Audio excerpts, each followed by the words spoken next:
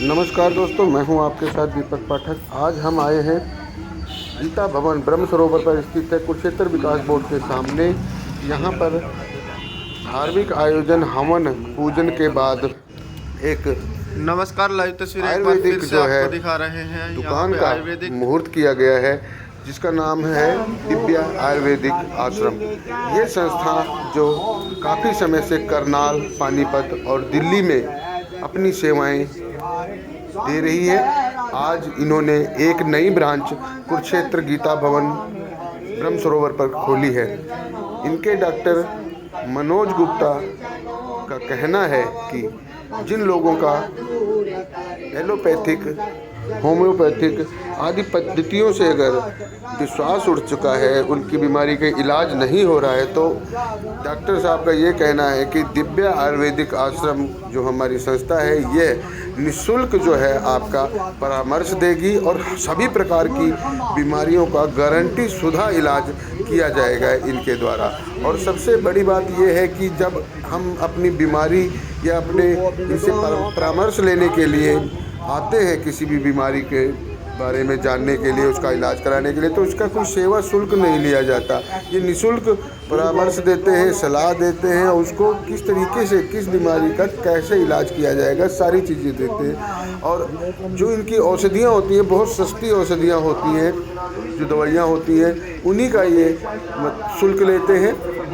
आज इन्होंने पूजन करके, डॉक्टर साहब ने विधिवत हवन करके इस दिव्य आयुर्वेदिक आश्रम नामक दुकान का जो है गीता भवन दुकान नंबर 48 कुरुक्षेत्र विकास बोर्ड के बिल्कुल सामने है, मुहूर्त किया है और लोगों को ये संदेश दिया है कि हमारे पास एक बार ज़रूर आए। आप किसी भी बीमारी से ग्रसित हैं, परेशान हैं, एक बार हमारे पास ज़रूर आए। और हम ये दावा करते हैं, ऐसा डॉक्टर साहब का कहना है कि हम ये दावा करते हैं कि 3 दिनों के अंदर आपको किसी भी प्रकार की आपकी शारीरिक व्याधि या समस्या है या बीमारी है, उसमें 3 दिनों के अंदर आपको फायदा मिलेगा। आयुर्वेद जो है ऐसी पद्धति है चमत्कारी, जो हमारे ऋषि मुनियों द्वारा ईजाद की गई थी और इसका लाखों करोड़ों लोगों ने फ़ायदा उठाया है। आप भी एक बार दिव्य आयुर्वेदिक आश्रम गीता भवन ब्रह्म सरोवर कुरुक्षेत्र पर जरूर आएं और डॉक्टर साहब से मिलकर अपनी जो शारीरिक बीमारियां हैं, व्याधियां हैं, उनके परामर्श लें और उनका इलाज कराएं।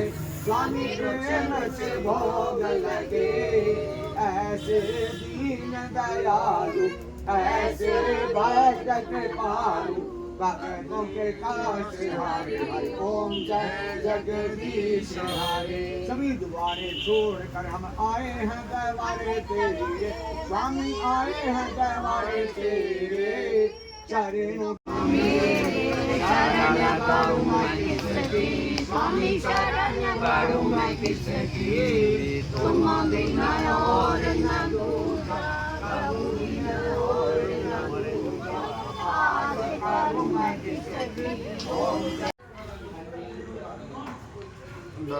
काम करते हैं। मैडम को भी दे दो, मैडम आएंगी वैसे एक तो छोटा सा।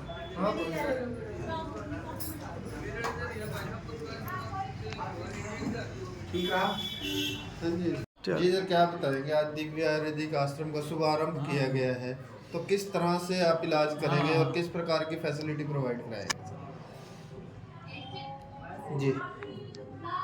आज ये दिव्य आयुर्वेद आश्रम का शुभारंभ कुरुक्षेत्र में ब्रह्म सरोवर के सामने किया गया है और ये हमारी दिव्य आयुर्वेद आश्रम की चौथी ब्रांच है। इससे पहले करनाल में, पानीपत में और फरीदाबाद में अपार सफलता के बाद में क्या हो रहा था, कुछ समस्याएं ऐसी थी, आने जाने में बड़ी समस्याएं हो रही थी लोगों को।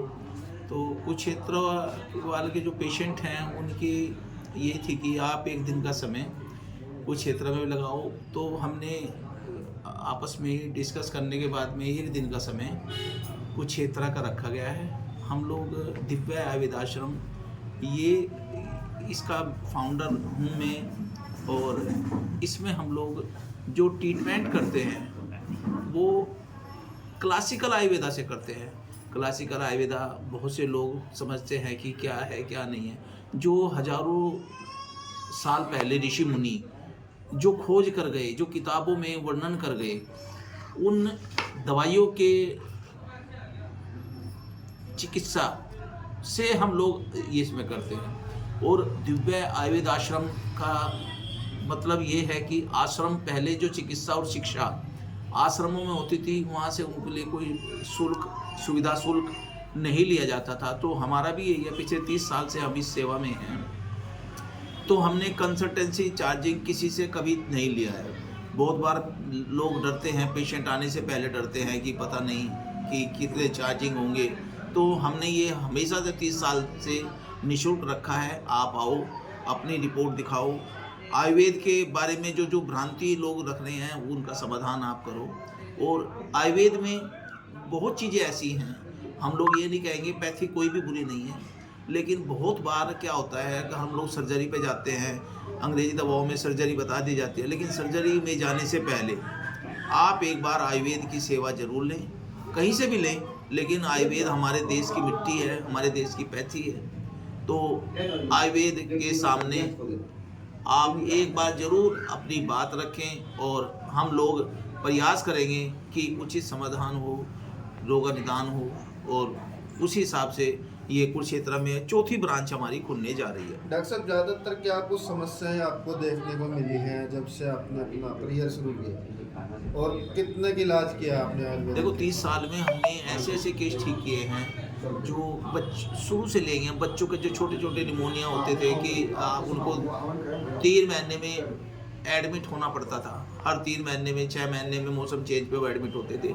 लेकिन आयुर्वेद में ऐसे ऐसे रतन हैं, हम लोग उनकी पुड़िया शहद में देते हैं बना के, तो बच्चों को निमोनिया संबंधी बीमारी जड़ से ख़त्म हो जाती है। और बहुत चीज़ें ऐसी हैं, जैसे कि आजकल प्रोस्टेट की बहुत ज़्यादा दिक्कत चल रही है, रसोली की बहुत समस्याएं हो रही हैं। तो सर्जरी से जाने से पहले आप आयुर्वेद में आएँ, और कोई साइड इफ़ेक्ट भी नहीं है, हमारे देश की पैथी है। सबसे बड़ी बात यह है कि प्लस पॉइंट हमारे पास है, इस दवाई का कोई साइड इफ़ेक्ट नहीं है। बहुत सी ऐसी दवाई होती है जो होम्योपैथिक की कहते हैं कि भी लेट असर करती है। लेट असर करने का क्या मतलब है? नहीं, आयुर्वेदिक में होम्योपैथिक में फ़र्क है।